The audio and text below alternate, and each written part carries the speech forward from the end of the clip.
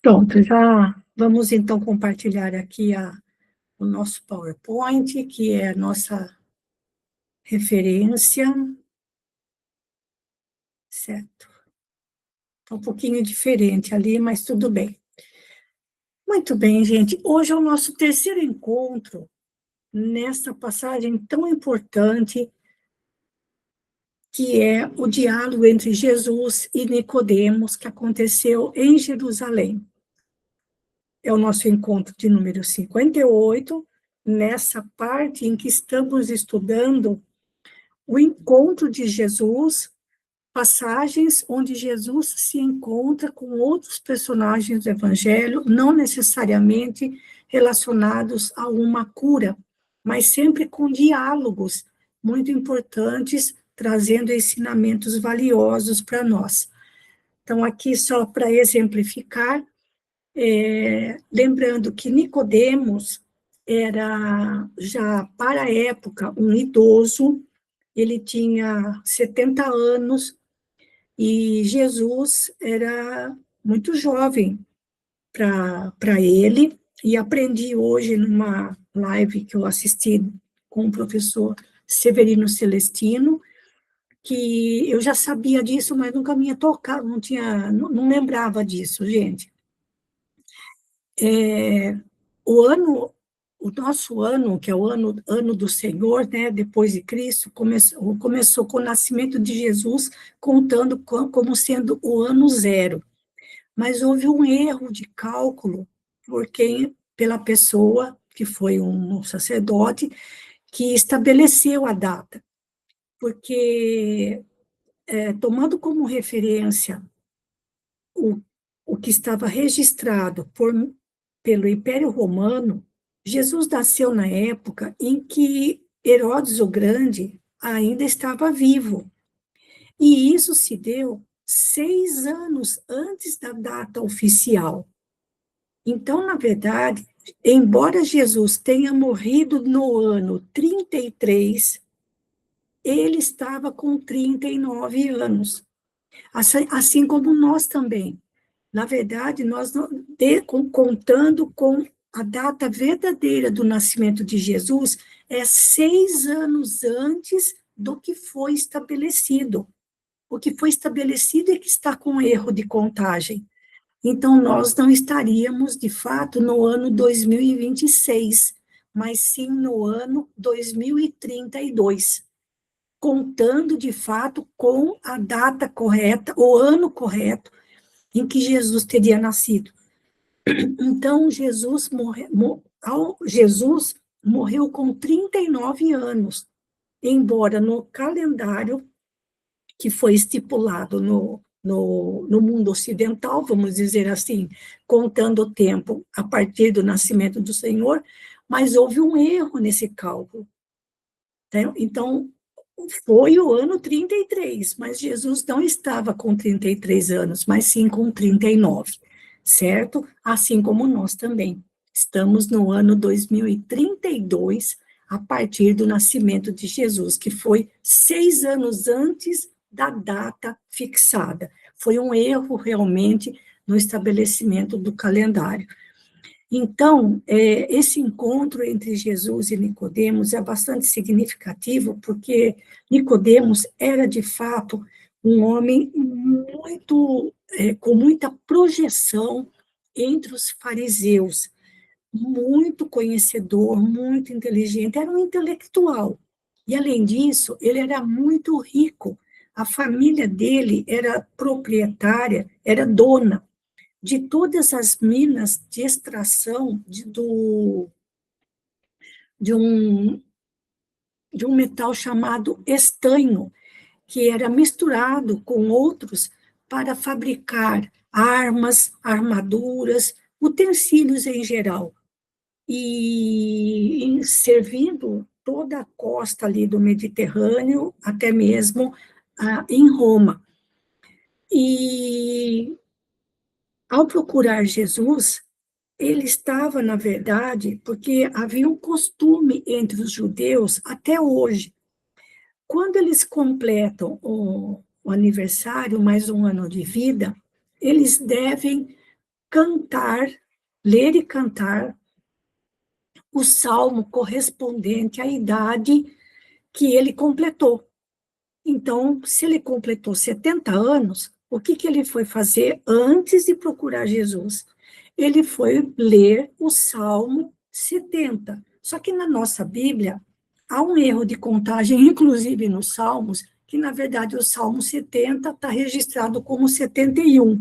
Então, quem é que fala isso? O professor Severino Celestino, nesse livro, O Evangelho e o Cristianismo Primitivo, onde ele traz mais informações a respeito das grandes distorções que existem em torno do Evangelho como a gente lê no Novo Testamento, né? Então, o Salmo de número 71, na verdade, na contagem, em algumas Bíblias, é o Salmo número 70, e é justamente a súplica de um ancião. E no versículo 9, lá, Salmo 71, versículo 9, está escrito assim: o ancião suplicando a Deus, não me rejeites na minha velhice. Quando me faltarem as forças, não me desampares. Então, isso mexeu muito com Nicodemos, porque, embora ele tivesse uma cultura muito grande, fosse um intelectual, conhecesse profundamente, fosse um professor para a formação de rabinos, ele conhecia muito, mas fez muito pouco. Por isso, a pergunta que ele fez para Jesus, e chama Jesus de mestre.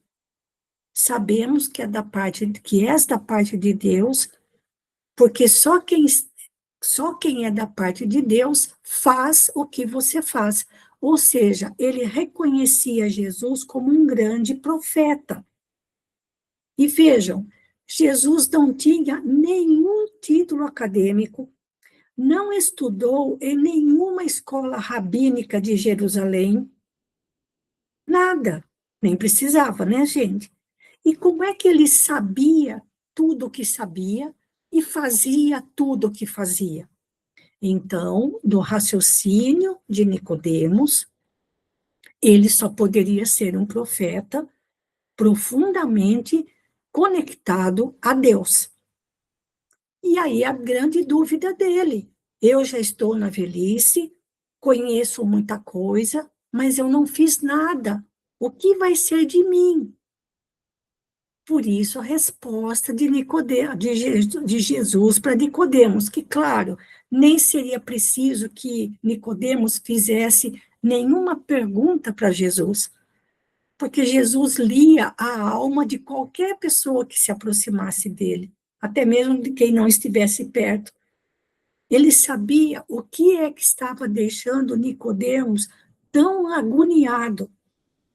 Era justamente por estar sabendo que ele estava chegando no final de sua vida, havia estudado muito, mas colocado nada em prática.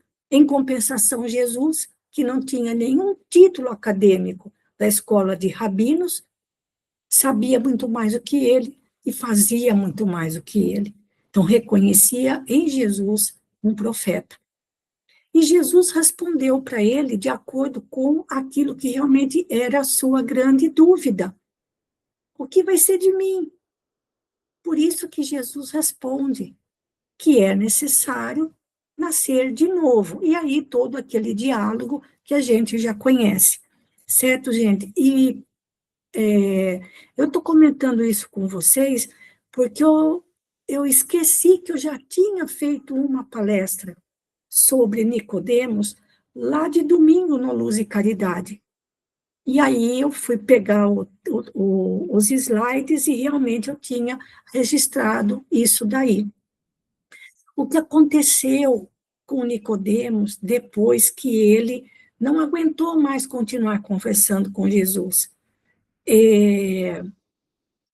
Quando da morte de Jesus, depois da morte de Jesus, ele doou toda a sua fortuna e passou a viver na mais extrema pobreza.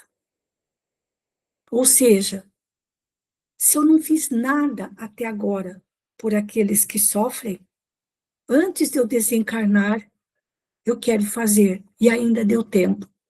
Ele vendeu, aliás, ele doou toda a sua riqueza. A família passou a viver na miséria, porque ele ficou sem nada. E ajudou José de Arimateia na hora de fazer a purificação do corpo de Jesus antes de ser sepultado. Certo, gente? Então, vejam, nós temos tantos exemplos de pessoas que tiveram uma verdadeira revolução instantânea na própria vida depois que conheceram Jesus. Temos o caso de Maria Madalena, que praticamente foi uma renovação instantânea. A mesma coisa aconteceu com Zaqueu, que doou toda a fortuna que tinha e também passou a viver com a família, pregando o evangelho, vivendo na pobreza. Temos o caso de Saulo e também temos a história de Nicodemos, a mulher samaritana, tantos outros anônimos que mudaram totalmente de vida ao contato de Jesus. E hoje a Ângela me mandou um vídeo no Instagram, que, aliás, eu já tinha visto, mas está sendo bastante divulgado,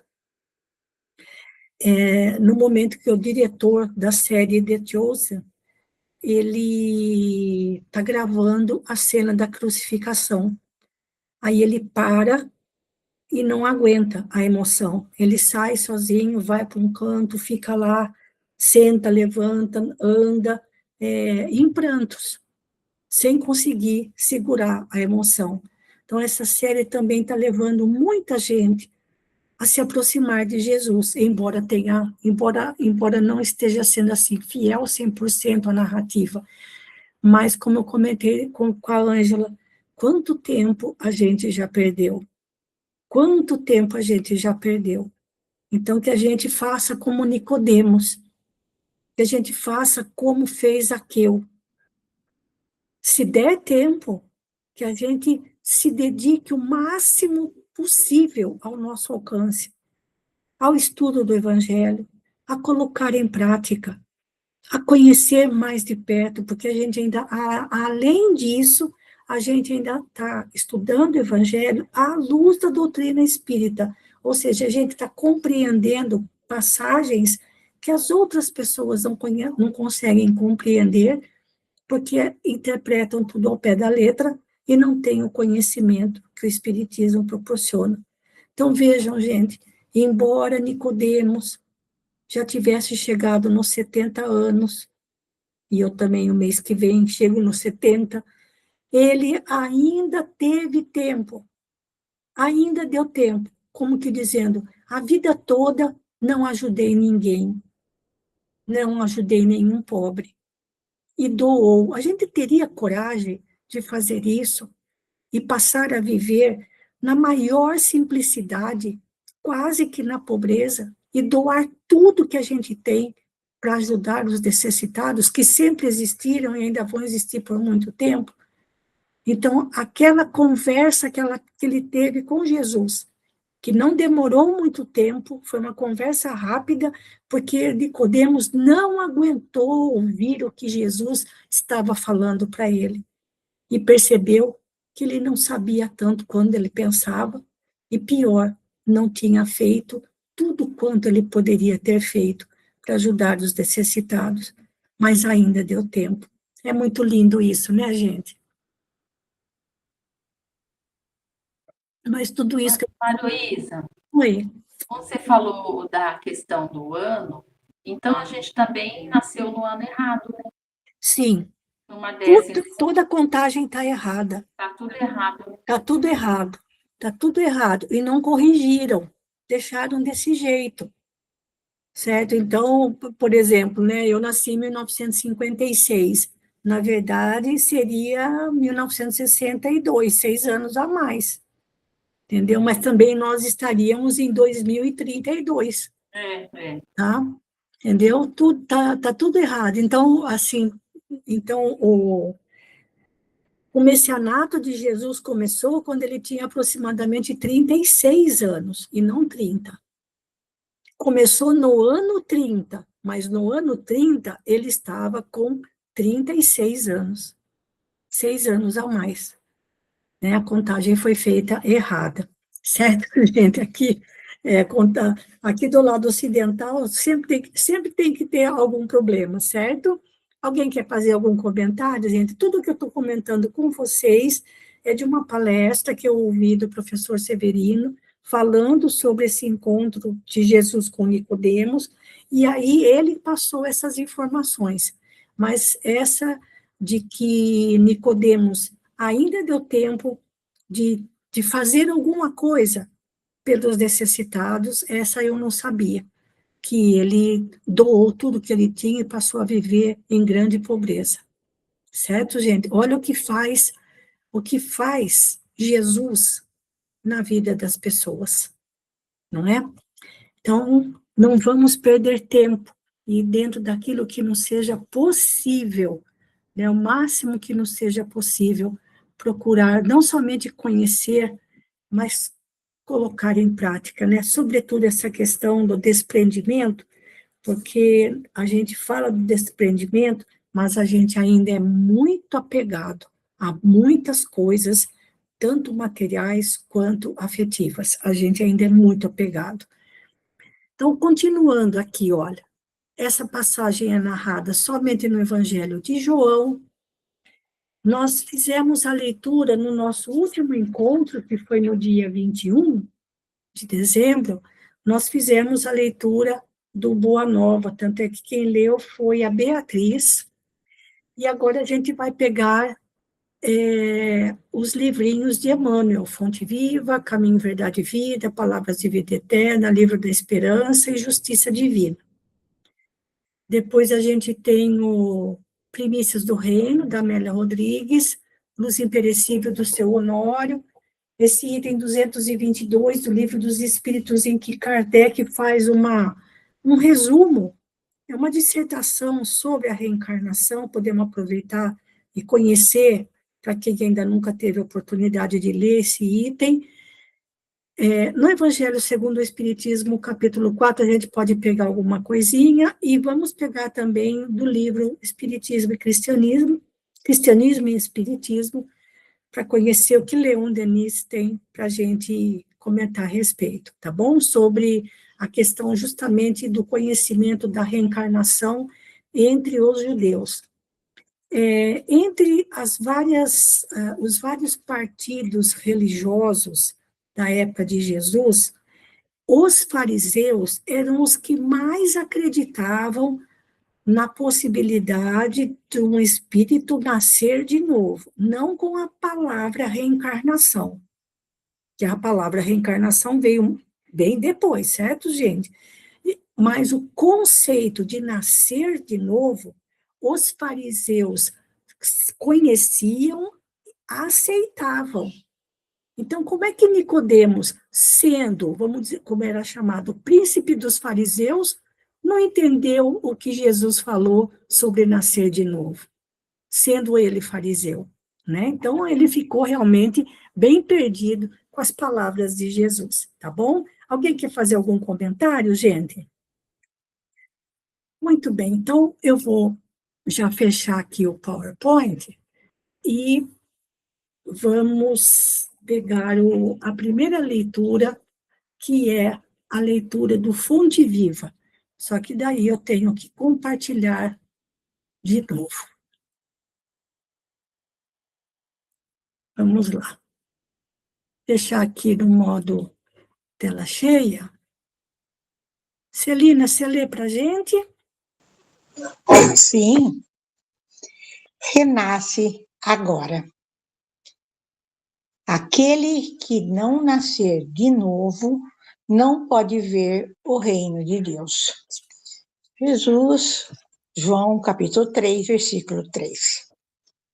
A própria natureza apresenta preciosas lições nesse particular. Sucedem-se os anos com matemática precisão. mas os dias são sempre novos. Dispondo assim de 365 ocasiões de aprendizado e recomeço anualmente, quantas oportunidades de renovação moral encontrará a criatura no abençoado período de uma existência? Conserva do passado o que for bom e justo, belo e nobre, mas não guardes do pretérito os detritos e as sombras, ainda mesmo quando mascarados de encantador revestimento. Faze por ti mesmo, nos domínios da tua iniciativa, pela aplicação da fraternidade real, o trabalho que a tua negligência atirará fatalmente sobre os ombros de teus benfeitores e amigos espirituais. Cada hora que surge pode ser portadora de reajustamento. Se é possível, não deixes para depois os laços de amor e paz que podes criar agora, em substituição às pesadas algemas do desafeto. Não é fácil quebrar antigos preceitos do mundo ou desenuvelar o coração a favor daqueles que nos ferem. Entretanto, o melhor antídoto contra os tóxicos da aversão é a nossa boa vontade, em benefício daqueles que nos odeiam ou que ainda não nos compreendem. Enquanto nos demoramos na fortaleza defensiva, o adversário cogita de enriquecer as munições, mas se descemos à praça, desassombrados e serenos, mostrando novas disposições na luta, a ideia de acordo substitui, dentro de nós e em nossos passos, a escura fermentação da guerra. Alguém te magoa? Reinicia o esforço da boa compreensão. Alguém te não entende? Persevere em demonstrar os intentos mais nobres. Deixa de reviver cada dia na corrente cristalina e incessante do bem. Não ouvides a assertiva do mestre. Aquele que não nascer de novo não pode ver o reino de Deus. Renasce agora em teus propósitos, deliberações e atitudes, trabalhando para superar os obstáculos que te cercam e alcançando a antecipação da vitória sobre ti mesmo no tempo. Mais vale auxiliar ainda hoje que ser auxiliado amanhã. Emmanuel. Gente, que mensagem linda para o início de ano aí, né? Pois é, Pelo calendário exatamente. dos homens, né? Nós estamos aí com praticamente 365 ocasiões de aprendizado e recomeço. Pois é. Né? Então, não vamos ficar vivendo aí do passado, com o tempo que eu perdi ainda. A gente tem como ainda a gente fazer alguma coisa de bom, né? É. Vamos conservar só aquilo que... Não, vamos em frente, né? É o que fez Sempre... Nicodemos, né, Celina? Ele É. não ficou lamentando o tanto de tempo que ele perdeu daqueles 70 anos. Logo depois Jesus estava morto e ele mudou completamente de vida, sem ter medo das consequências e nem daquilo que iriam falar dele, já que ele era o príncipe dos fariseus. Certo, gente? Não é? E Emmanuel deixa claro, né, Malu, que não é fácil a gente seguir em frente, aproveitar as oportunidades que o mundo oferece para a gente. Mas o que ele destaca muito bem é que a gente precisa da boa vontade. Nós precisamos de vontade para a gente seguir em frente e melhor do que aquilo que a gente foi ontem. Né? A gente tem que perseverar no bem, nós temos que demonstrar as intenções mais nobres que temos, mas seguir em frente. Né?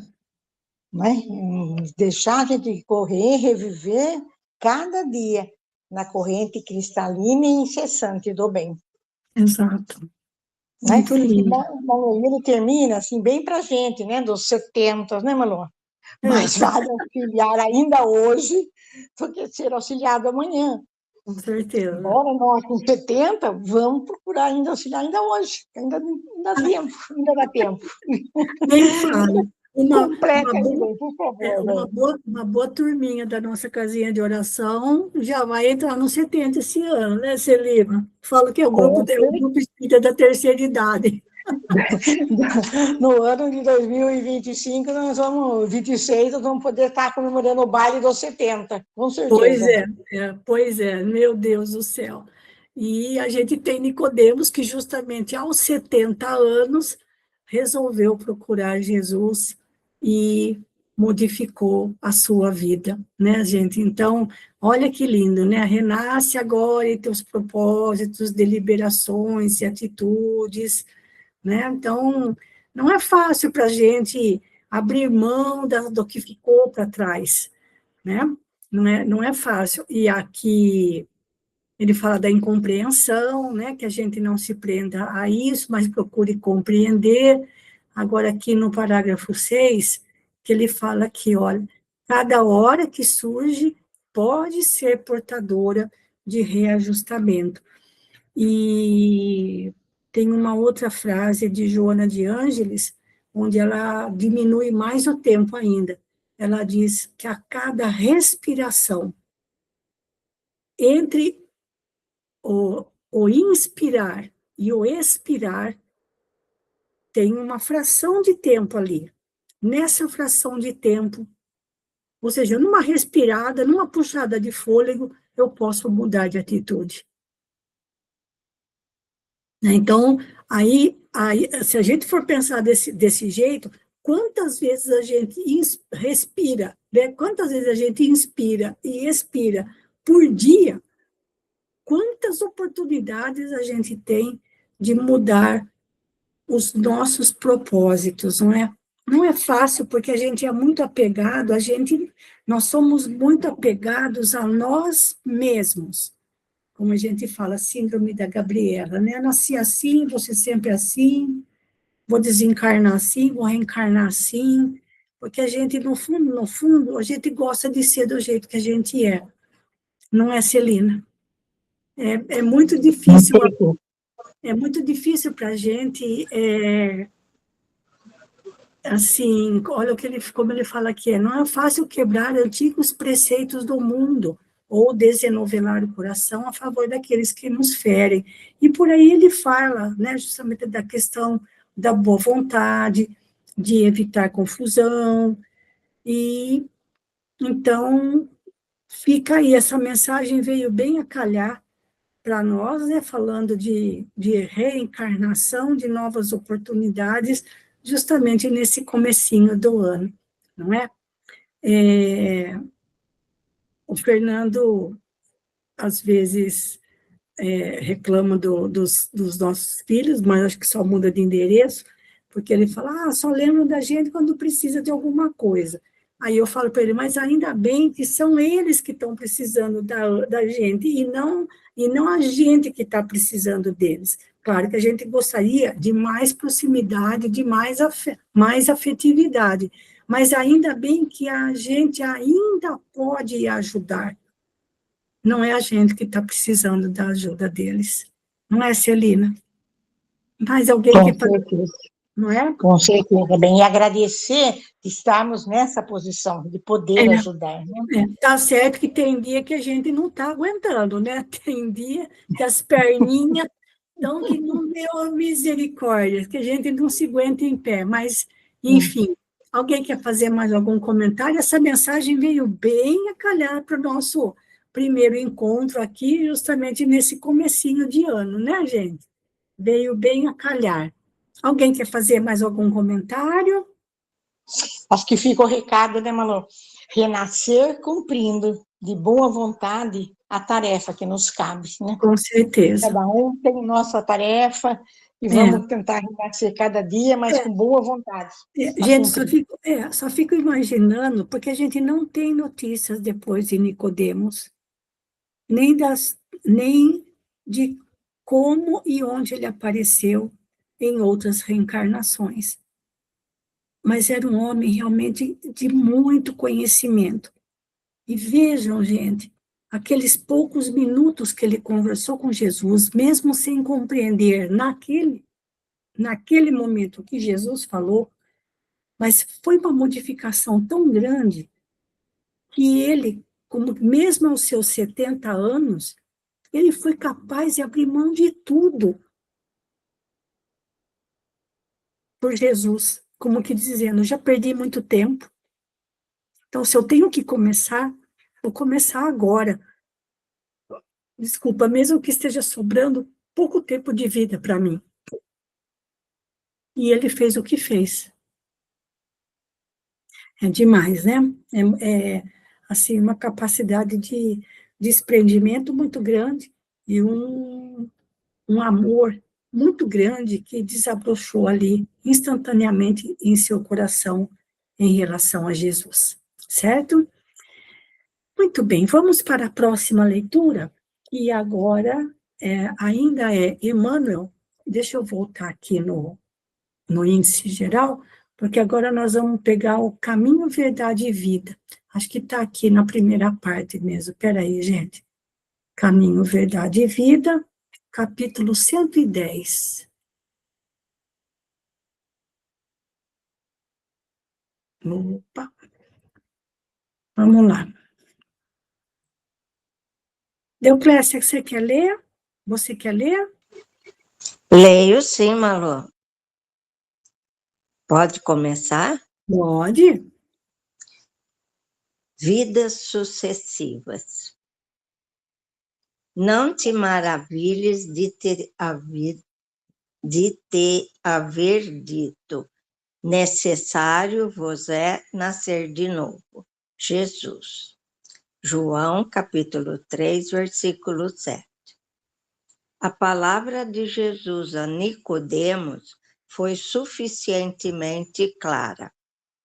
Desviá-la para interpretações descabidas pode ser compreensível no sacerdócio organizado, atento às injunções da luta humana, mas nunca nos espíritos amantes da verdade legítima. A reencarnação é lei universal. Sem ela, a existência terrena representaria turbilhão de desordem e injustiça. À luz de seus esclarecimentos, entendemos todos os fenômenos dolorosos do caminho. O homem ainda não percebeu toda a extensão da misericórdia divina nos processos de resgate e reajustamento. Entre os homens, o criminoso é enviado a penas cruéis, seja pela condenação à morte ou aos sofrimentos prolongados. A providência, todavia, corrige amando. Não encaminha os réus a prisões infectas e úmidas. Determina somente que os comparsas de dramas nefastos troquem a vestimenta carnal e voltem ao palco da atividade humana, de modo a se redimirem uns à frente dos outros. Para a sabedoria magnânima, nem sempre o que errou é um celerado, como nem sempre a vítima é pura e sincera. Deus não vê apenas a maldade que surge à superfície do escândalo. Conhece o mecanismo sombrio de todas as circunstâncias que provocaram um crime. O algoz integral, como a vítima integral, são desconhecidos do homem. O pai, contudo, identifica as necessidades de seus filhos e reúne-os periodicamente pelos laços de sangue ou na rede dos compromissos edificantes, a fim de que aprendam a lei do amor entre as dificuldades e as dores do destino, com a bênção de temporário esquecimento. Emmanuel. Bom, é tudo, né, Malu? Realmente o que o Pai, aqui Deus, né, nosso Pai, demonstra o seu amor por nós na reencarnação. Ele não julga, ele não condena, ele apenas, né, deu para nós a reencarnação, que é para a gente redimir dos nossos malfeitos, né, do que nós fizemos de ruim, né, numa encarnação anterior. Então, tem muitos que ainda não entendem isso, a reencarnação dessa forma, que é uma bênção de Deus, que é um presente de Deus, a reencarnação, para podermos nos redimir. E temos que, como a Celina falou, com muito boa vontade, mudarmos agora, né? Deixarmos aquele passado, o homem velho, para nos tornarmos um homem novo. Aproveitar a oportunidade enquanto estamos aqui, nessa reencarnação. Foi isso que eu entendi dessa mensagem. Complementa, Malu, por favor. Assim, Obrigada pela oportunidade. Imagina, nós que agradecemos sua leitura. Gente, eu só queria comentar aqui em cima, eu só fico pensando, como ele fala aqui, ó, como que as outras crenças religiosas que não admitem a reencarnação, para eles é uma vida somente, e eles distorcem essa passagem. Quando Jesus diz que é necessário nascer de novo, ao invés de nascer de novo, eles falam nascer do alto. Eles dão uma enrolada na interpretação dessa passagem, jogando as palavras de Jesus como se Jesus estivesse se referindo ao batismo. Por isso que ele fala, olha, desviá-la para interpretações descabidas pode ser compreensível no sacerdócio organizado.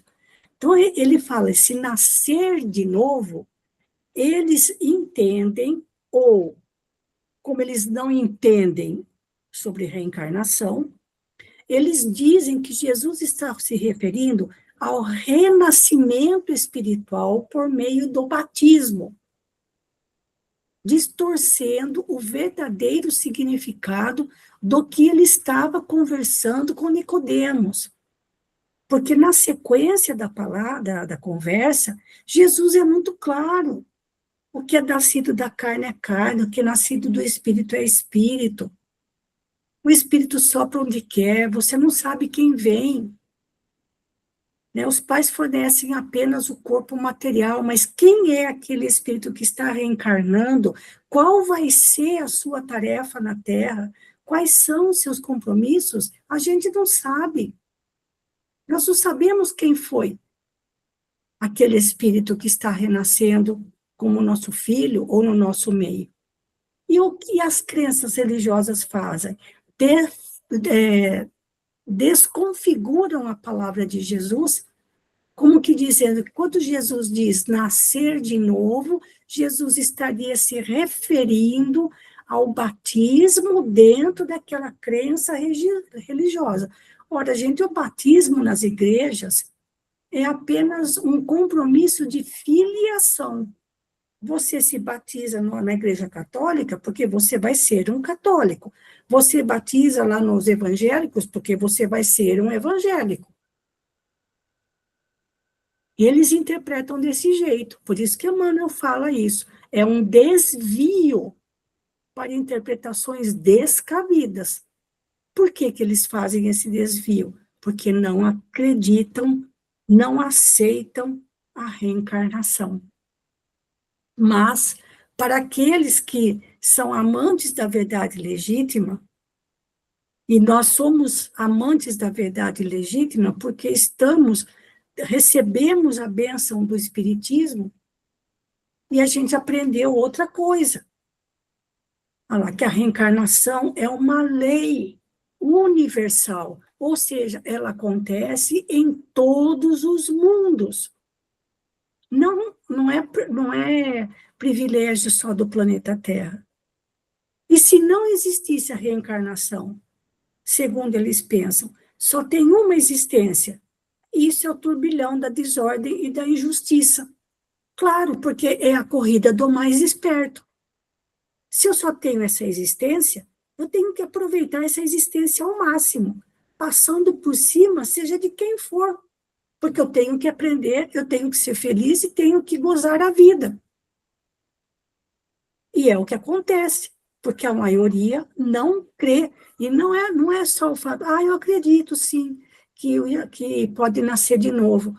Mas quais as consequências morais dessa lei da reencarnação? Aí que está. Quais as consequências morais de conhecer a reencarnação? Que eu vou ter novas oportunidades no mundo material, mas o que eu vou colher nessas próximas existências depende do que eu estiver semeando agora. E é isso que eles não querem, a lei de causa e efeito. E todo mundo quer ser feliz, né? Como em todo conto de fadas, todo mundo terminaram vivendo felizes para sempre. E aí ele fala que dentro dessa lei da reencarnação, a lei divina não funciona como olho por olho, dente por dente. Porque entre a causa e a redenção do efeito está a misericórdia divina. Então, o que ele faz? Ele faz colocando ou na mesma família, ou na parentela próxima, ou numa atividade, por exemplo, são colegas de trabalho, são companheiros de crença religiosa, aqueles que tiveram encrencas em suas vidas anteriores. Olha lá, olha, troquem a vestimenta carnal e voltem ao palco da atividade humana, de modo a se redimirem uns à frente dos outros.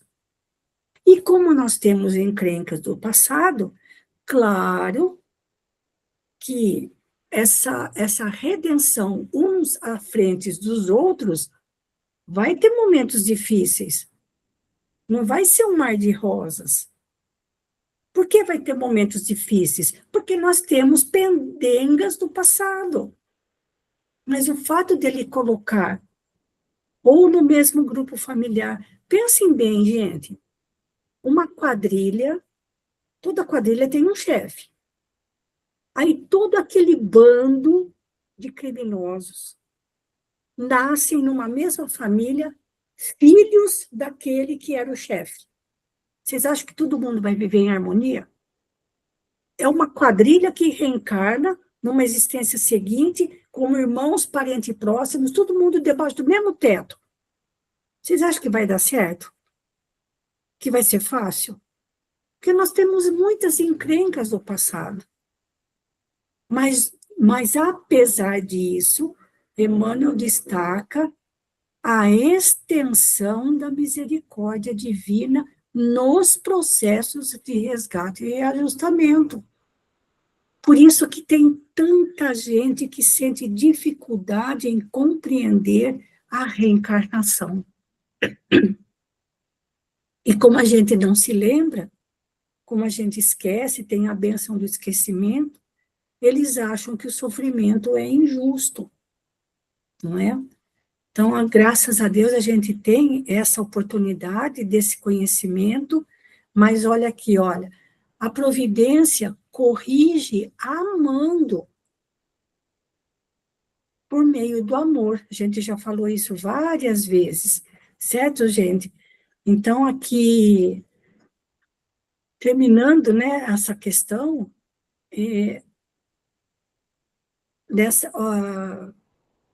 olha que interessante aqui, olha.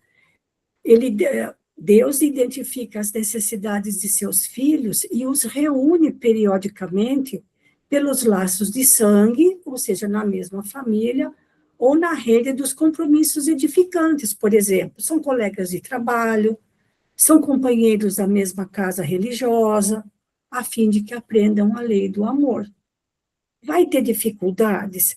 Vai ter problemas de entrosamento, de entendimento? Claro que vai, mesmo porque a gente tem a bênção do esquecimento. Mas ligando com a lição anterior, a gente está justamente para isso, né? Para a gente se redimir, mas redimir por meio do amor. Muito lindo isso, né, gente? Alguém quer fazer algum comentário dessa lição?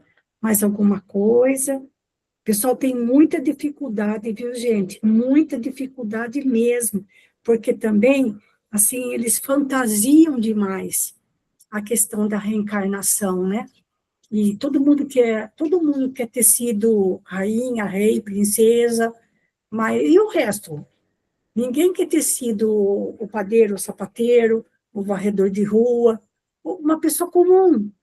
A gente sempre acha que foi alguém importante, né? Olha como a gente é tão infantil a esse ponto ainda, né? Mas o importante é, como você falou, Deocléssia, que Deus não pune ninguém, né? Deus não castiga ninguém, Ele oferece oportunidades da gente se redimir junto daqueles a quem a gente prejudicou, de alguma forma. É tão diferente, né? E isso só é possível vivendo muitas e muitas experiências no plano material. Se eu passei séculos com uma pendência de relacionamento com alguém, não vai ser numa única existência que eu vou conseguir endireitar aquilo. Eu também vou precisar de muitas existências para poder me redimir, para que a gente possa, de fato, se entender. A gente gasta um monte de reencarnação fazendo tudo errado. A gente vai ter que gastar mais um monte de reencarnação para fazer tudo certo. Não é num passe de mágica. Por isso que a gente fala que a doutrina espírita não é doutrina perfeccionista. É uma doutrina de aperfeiçoamento. A gente vai desencarnar e vai continuar sendo exatamente como a gente é. Ninguém vai virar santo. Certo? Mais alguma coisa? Teoclésia, mais alguém? Então, Malô, Hum, eu estava lembrando aqui o Nicodemos, né? Ele aham, era um intelectual, sabia uhum, muito, tudo, sim, mas às vezes, como falou, a gente vê na natureza divina e nas uhum, pessoas humildes sim, umas lições que a nem gente fala. nunca pensou nelas, É, nunca teve oportunidade de observar, de conversar com essas pessoas. Apesar uhum, que eu tive essa oportunidade, que eu tive aqui em casa, precisava dessas pessoas para me ajudarem a olhar aham, meus filhos, tudo, para eu certo, poder trabalhar. Então, elas deixaram cada lição para a gente. é, Nossa, foram pessoas assim que eu podia confiar meus filhos para aham, elas. Elas me ajudaram muito. pois E é, na simplicidade, na naquilo que eu simplicidade, conversava com elas, quantos conselhos eu recebia delas, pois quantos exemplos elas me deram. é, Pessoas humildes. é quanta sabedoria de vida, né? Saber exatamente, Malô, você falou certo. Sabedoria da vida, da experiência que tinham, Exato, né? exatamente. Então, eu acho assim que a intelectualidade não é uma benfeitoria para a gente? É. Sim, a O gente tem que estudo aprender, é né? necessário? É, É. Mas também temos que dar valor a essas pessoas que não têm oportunidade disso, né? é. De Então, tanto saber. mas vocês vejam, gente, como, como Nicodemos foi corajoso, porque não foi só o fato de ele doar tudo que ele tinha para os outros, ele teve que passar por cima dele mesmo, É verdade. com todo o conhecimento, com todo o prestígio que ele tinha da sociedade na época, entre os fariseus, que eram os mais ricos, os mais inteligentes. Ele teve que passar por cima de tudo isso, com tudo que ele conhecia, para poder aproveitar o resto de tempo de vida que ele tinha e tentar colocar em prática o que Jesus fazia. Então, essa é a parte mais difícil, passar por cima da gente mesmo, porque a gente sempre se considera o máximo, né, Deoclésio? É verdade. E você vê, Malô, o exemplo de Jesus, como você falou, ele É, não era estudado, ele não, não, né, não tinha esse conhecimento que Nicodemos tinha, não, mas ele ele tinha, deixou o exemplo para nós, né? Deoclésio, ele tinha, Jesus é o ser mais perfeito que passou no planeta, então ele tinha Ah, o sim, conhecimento de Nicodemos e muito mais. Só que a preocupação exato. dele, a preocupação de Jesus, não era ficar dando testemunho dessa sabedoria, né? Ele veio ensinar, É, ele veio ensinar a gente o básico, porque como ele falou para Nicodemos, se eu falo para você de coisas materiais e você não entende, imagine, então, se eu começar a falar das coisas celestiais. é verdade, ele falou isso Entendeu? mesmo. Então, para Nicodemos, ele foi corajoso, porque abrir mão, gente, de coisas materiais é o mais fácil. Agora, abrir mão até mesmo do conceito que a gente faz da gente mesmo, para poder se doar ao próximo, esse é o ponto mais difícil, né? A gente É verdade. passar por cima do nosso orgulho, da nossa vaidade, porque a gente se coloca num pedestal, a gente se acha o máximo. E isso que é o mais difícil, né? E tanto Nicodemos, quanto Zaqueu, quanto Maria de Magdala, o próprio Saulo, todos eles foram corajosos nesse ponto, né? Então, é isso, gente. Luísa, eu acho que Nicodemos, a coragem maior ainda, Hum, ele fazia isso com 70 anos. Porque 70 anos, quantas pessoas com 70 anos falam, já estou velha para mudar. é, Já estou velha para fazer tal coisa. E ele, assim, exato. abrir mão de uma velhice confortável, vamos Pois pensar é, nisso, né? é, Então, assim, ele teve que realmente passar por cima de muita coisa, inclusive a idade que ele estava, né? Que poderia pensar, é. não, Eu agora, também, eu não vou desamparar minha família, eu também vou ficar desamparado na velhice? Nem pensar, né? exato. É. Então vejam, gente, como você falou, Ângela, nessa idade a gente começa a pensar, bom, olha, vou, né, deixar uma poupancinha, né, para guardar um dinheirinho, porque já estou ficando velha, já estou ficando, não, já estou, posso precisar disso mais para frente, e a gente quer se munir de uma vida segura, a gente quer segurança para atravessar o período da velhice. E Nicodemos abriu mão de tudo isso, né? Foi o que você falou, já estou velho mesmo, né? Já tenho tantos problemas de saúde, né, e preciso tomar bastante cuidado, ainda preciso, não posso gastar muito para poder ter, assim, se eu precisar, de ter mais escravos, de ter quem me ajude, uma vida mais confortável. A gente pensa nisso até hoje, a gente vive em busca de segurança, querendo garantir o nosso futuro, não é assim? A gente quer garantir o nosso futuro. E Nicodemos abriu mão de tudo isso naquela idade. Né, gente? Então, a gente já começa a olhar para ele com outros olhos, né? Certo, gente? Bom, então, Doclécia, Certo, Manu. não é? É muito é demais tudo isso. Então, eu vou parar aqui de compartilhar e voltar aqui no Google Meet para nós já irmos para a nossa finalização, que nós já estamos aqui no finalzinho, e vou pedir para a Lígia fazer a prece de encerramento para nós. Pode ser, Lígia? Oi, pode ser sim, Maruísa.